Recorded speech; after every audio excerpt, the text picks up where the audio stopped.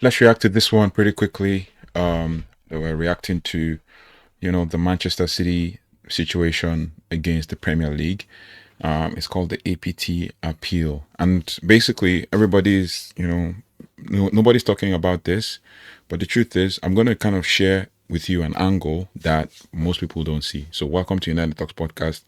And today, we're diving into Manchester City's APT appeal that has been resolved in the with the Premier League.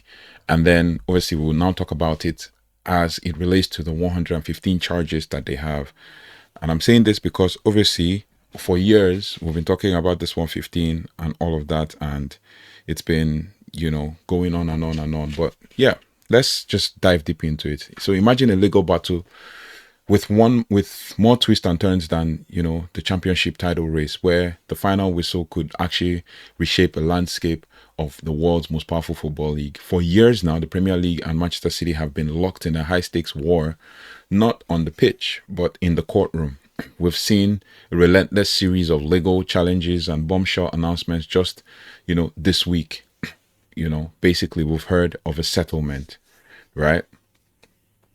And while some are breathing a sigh of relief, others are asking, what does any of this mean in the biggest legal case in football history? I mean, the one involving the staggering 115 charges against Manchester City, that could end the unprecedented punishment, or end with an unprecedented punishment. Now, this is a story of strategy, secrecy, and immense financial power at the heart of modern football. Now, it's a conflict that pits a global, sporting superpower against its own governing body, and the outcome could actually change everything that we know about this beautiful game. Today, we're going to break down this complex legal case, this complex legal chess match, from the surprising settlement over the associated party rules to the looming verdict on the 115 charges that still hangs over the entire sport. Now, this is not a simple story, but it is one that will define the future of English football as we know it. So, part one of this is basically the Premier League rule book. We're going to just dive into the Premier League rule book a little bit and then go straight into the charges, as the case may be. To understand the conflict, we first have to talk about the rules themselves. The Premier League has a set of financial regulations, much like, the UEFA Financial Fair Play, known as the Profitability and Sustainability Rules, or PSR. Now, the basic principle of this is simple. Clubs are meant to spend what they earn. Under the PSR, a club is generally allowed to lose a maximum of £105 million over a 3-year period. If a club has spent any time outside the Premier League in that window, the limit drops dramatically to just £39 million, right? So the clubs are allowed to lose £105 million over 3 years, and then if a club has spent any time outside the Premier League in that window, that limit drops dramatically to £39 million. Now, not all spending is created equal. The rules are designed to encourage certain types of investment.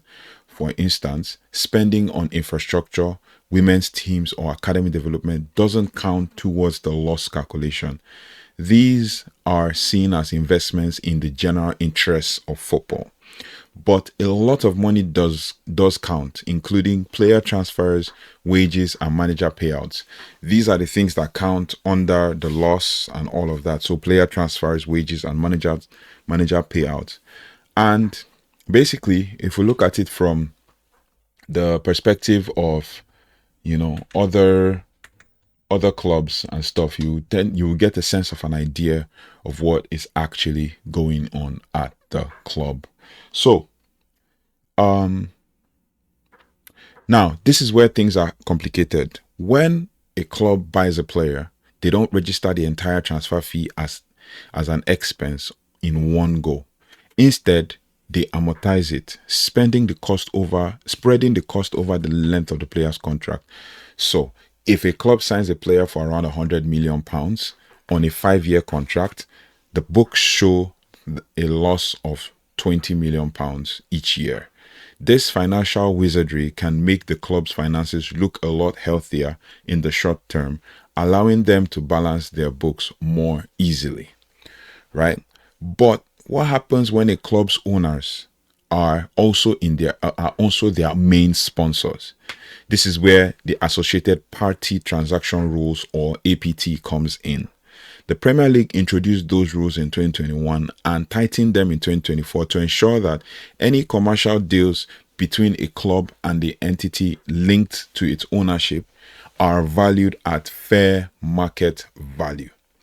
This was an attempt to prevent what critics call financial doping, artificially inflating revenues to get around PSR rules and allow far more spending. And that is pretty much what it has seemed that Manchester City have been doing. And it was these very APT rules that triggered the first major legal fight. Now, the part 2 of this is basically just a settlement, whether it is a battle won but not the war, right? For Man City, right? Now, Man City's recent legal battle with the Premier League has now ended in a settlement. This was a dispute over the Associated Party Transaction Rules that we just talked about. Now, Man City had launched a legal challenge earlier this year, arguing that the APT rules were unlawful and discriminatory. So, you see where we're headed with this? Now, the important part here is the timing. This settlement didn't come out of nowhere. It followed 2 major victories for Man City in front of an independent arbitration tribunal. In its rulings, the tribunal found that the original APT rules in place from 21 to 24 were void and unenforceable in their entirety. Okay. Now, they found that the rules breached competition law because they treated different forms of funding, like shareholder loans versus sponsorship deals, differently. So, when the Premier League and Man City announced their settlement, this with City stating that they accept that the current APT rules are valid and binding, it wasn't a sign of defeat for the club. It was a strategic resolution. City had already won the legal argument against the Premier League, especially against the old rules. So, the settlement over the new rules likely came with some unannounced concessions from the Premier League to get City to drop their case. So it's tricky. Now, the confidential nature of the terms, with both sides agreeing not to comment further, reinforces that this was a mutually negotiated peace. It is crucial to understand this point. The settlement closes a specific separate legal dispute. It was about the validity of a set of rules for future transactions, not a prosecution for past alleged rule breaking. And that distinction is vital because it brings us to the main event. And this is the part 3 of this aspect of the main event, and it's the charges, an unprecedented case. The APT settlement is in many ways just a prelude. The real story, the one that holds the future of English football in its balance, or in the balance, is the case of the 115 charges. Filed in February of 2023, these allegations are historic in their scale and complexity, covering a 9-year period between 2009 and 2018. The allegations are broken down into 5 main categories. First, there are 54 charges of failing to provide accurate financial information to the league. This includes details about the club's revenues and sponsorship deals and their operating costs. The Premier League argues that City didn't provide true and fair view of their finances. Second, there are 14 charges related to a failure to accurately report player and manager compensations. This includes allegations of secret contracts for individuals like former manager Roberto Mancini, with some payments allegedly being made through third parties. The third is that there are 5 charges of failing to comply with UEFA financial regulations, and even and also 7 charges of breaching the Premier League's own profitability and sustainability rules. And finally, there are a staggering 35 charges of failing to cooperate with the Premier League's investigation. This is an accusation that the club obstructed the league's inquiry, which began all the way back in 2018, December. It is important to remember that this isn't a retrial for Man City's previous case with the UEFA, as UEFA banned City from European competitions for 2 years, but the Court of Arbitration for Sport, or CAS as the case may be, overturned it. The key reason? Most of the alleged breaches were time barred under UEFA's 5-year statute of limitation. Now, the Premier League's investigation, however, has no such cutoff period, allowing the charges to go all the way back to 2029. To 2009, sorry. This legal detail makes the Premier League's case far more formidable. Now, the hearing for these 115 charges concluded in 24 December, after a grueling 12-week period. But despite optimistic predictions from people like Pep Guardiola, a verdict hasn't been released. The silence isn't a sign of a weak case. It reflects the immense volume and complexity of the evidence that the independent commission is meticulously reviewing to produce legal sound judgment. A verdict is now expected to be released in October of 2025, and that's in about a month, possibly during the international break. So basically in October, October international break. Now, part 4 of this is the strategic interplay and signals of confidence. So the APT dispute now settled. What does this mean for the 115 charges? That is basically what I'm trying to get at right now with all this video. So let's talk about how it relates, the APT charges that were resolved versus the 115 charges. Legally, these are separate cases. The APT settlement doesn't directly impact the substance of the 115 charges. However, the resolution of the APT dispute has immense strategic and psychological significance, right? Now, for Man City's willingness to challenge the Premier League, that's basically the significance. Man City's willingness to challenge the Premier League and to win sends a powerful message. It demonstrates a level of legal confidence that carries over into a broader narrative of the 115 charges or charge case. Now, the club's public, actions have also been widely interpreted as a signal of this confidence. Consider their financial activity, basically. Man City, of course, have continued to spend at the highest level, including the reported £300 million on new recruits in January 2025. They have also secured lucrative long-term commercial deals, such as a £1 billion 10-year sponsorship deal with Puma. Financial and legal experts have noted that a club genuinely expecting devastating verdicts such as a massive points deduction and even expulsion would likely adopt a far more cautious financial strategy. Instead, they appear to be operating with a deep-seated belief that they will be, cleared of all major wrongdoing. This observable behavior reinforces the idea that City's legal approach is not only an aggressive but also a successful one.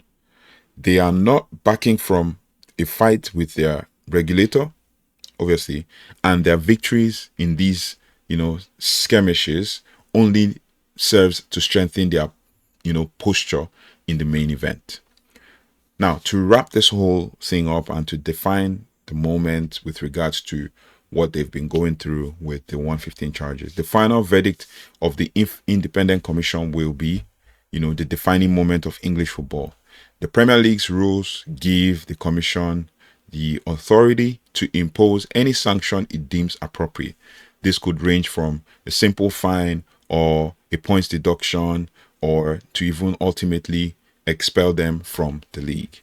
There is no, predefined sanctions grid, which makes the outcomes entirely unpredictable.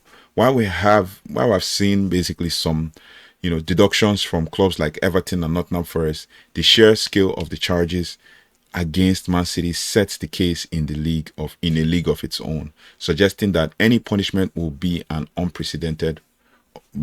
an unprecedented magnitude. Now, even after the verdict is released, the legal saga is unlikely to be over.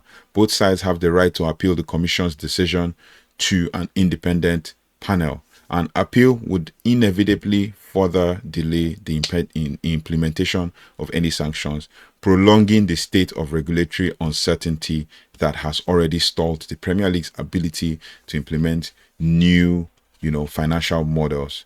Now, the APT settlement may have brought an end to one legal battle, right? But it was just a warm-up act. The real test lies ahead. The verdict, now anticipated in October of 2025, will be, watershed. Will be a watershed moment that will not only determine the fate of Man City, but also serve as a definitive test of the Premier League's authority and the ability to govern the financial landscape of English football. It will either prove that the league has the power to enforce its own rules, or it will show that its authority have been irrevocably challenged. The entire football world is waiting for this. Now, the truth is, everybody might, not see the big deal in all of this and stuff, but you need to look at the bigger picture. Because if Man City wins this case, then it's a win and a show of hand and a show of power and a show of strength against the Premier League. And the Premier League is its governing body. And then they can do anything out of the will and set a precedent. But if Man City lose this case, it shows that the Premier League has power and can control or can regulate, basically, football and its rules and can govern the league. So let me know your thoughts and feelings in the comment section. What do you guys think? Because this slipped under the radar. This happened the last 24 hours. And it just happened and everything just went by and nobody said anything and it just flew by like that.